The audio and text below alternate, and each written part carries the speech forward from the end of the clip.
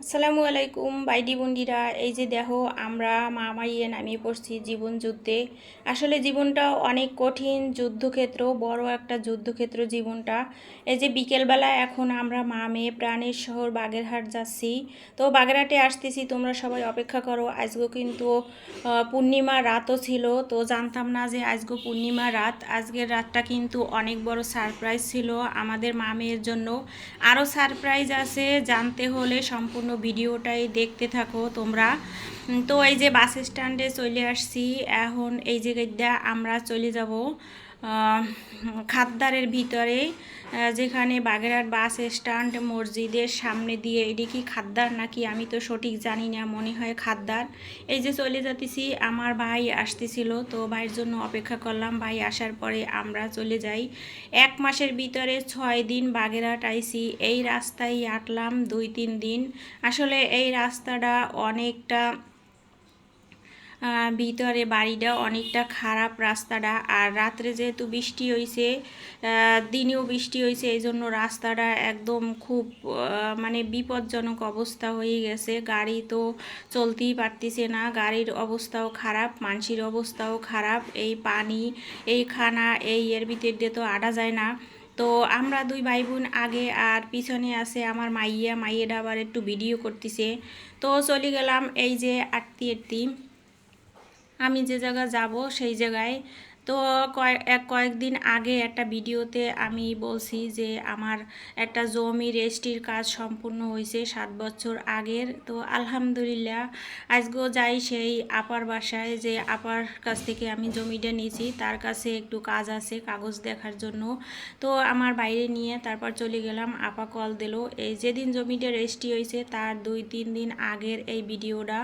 অবশ্য সময় স্বল্পতার কারণে, ব্যস্ততার কারণে ভিডিওটা ছাড়তে পারি নেই। আজকেও সেই ভিডিওটা আমি দিলাম, যেহেতু এই দিন ছিল আমাদের বড় একটা সারপ্রাইজ, এই জন্য এই ভিডিওটা আর না দিয়ে পারলামই না। তো সারপ্রাইজ তো ছিল, প্রথম বললাম যে আজকে ছিল পূর্ণিমার রাত। শ্রাবণ মাসে জানতামই না যে আজকে পূর্ণিমার রাত। আর এরকম রাতেও আমার কখনো ঘোরাফেরা হয় না। আমাকেও বাড়ি ফিরতে ফিরতে কিন্তু মানে রাত হয়ে গেছে অনেক। আর আমরা যদি বাজারের ভিতরে গেছিলাম, বাগেরহাট যদি বাজারের ভিতর না যাইতাম, তাও আমাকেও বাসায় যেতে রাত হয়ে যেত। কিন্তু তারপরও বাজারের ভিতর যেহেতু সারপ্রাইজ ছিল, এই জন্য আমরা গেছি অনাকাঙ্ক্ষিতভাবে। আজকে সারপ্রাইজ, আসলে সারপ্রাইজ তো এইরকমই হয়, পরিকল্পনা ছাড়া, মানে চিন্তা ভাবনা ছাড়া সারপ্রাইজ। আজকের সারপ্রাইজটা অনেক আগেই আমরা একদিন মানে পরিকল্পনা করছিলাম যে হবে, হইলে কেমন হয়, কিন্তু ওইরকম আজকে যে হবে এইটা কিন্তু চিন্তা ভাবনার বাইরে ছিল যে আজকে এইটা হবে। তো পরিকল্পনা ছাড়াই সারপ্রাইজ হয়ে গেছি। এই যে বাস স্ট্যান্ড চলে এসেছি, আজানও দিয়ে দিয়েছে, অবশেষে আমরা বাজারের ভিতর চলে এসেছি।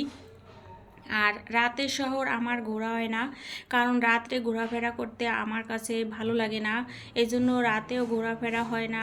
এই যে মিঠাপুকুর পাড় চলে আসছি আমরা এই জায়গায়, যেখানে গ্রিল বানানো হয়, সেই গ্রিলের দোকানটার নাম কি তাও তো আমি জানি না, আজকে ফার্স্ট টাইম আইছি। আর এই রাস্তা দিয়ে কিন্তু অনেক হাঁটা চলা হয়, কিন্তু এই জায়গায় যে এইটা আছে আমার কখনো জানাই হয় নাই।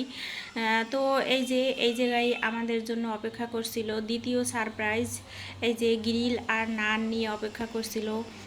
তো অবশেষে আমরা সারপ্রাইজ হয়ে গেলাম। আর অনেক দিন আগের পরিকল্পনা আজকে পরিকল্পনা ছাড়াই সম্পূর্ণ হইল। তো আলহামদুলিল্লাহ, তার জন্য যে আমাদের জন্য সারপ্রাইজ রাখছে, তার জন্য মন থেকে দোয়া ভালোবাসা সবসময় থাকবে। তো আমাদের খাওয়া দাওয়া শেষে আমরা রওনা দিলাম। আর ট্রাফিক মোড়ে এসে দেখলাম যে রাস্তার অবস্থা খুব বেহাল, এপাশ দিয়ে যাওয়া যাবে না।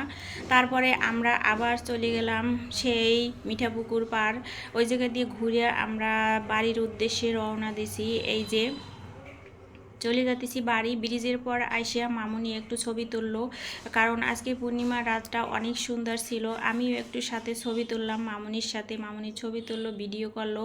তারপরে আবার বাড়ির উদ্দেশ্যে রওনা দিলাম। তো আমার আজকের ভিডিওটা কেমন লাগছে বাইডি বন্ডিরা অবশ্যই কমেন্ট করে জানাবা, আর অবশ্যই সাবস্ক্রাইব করে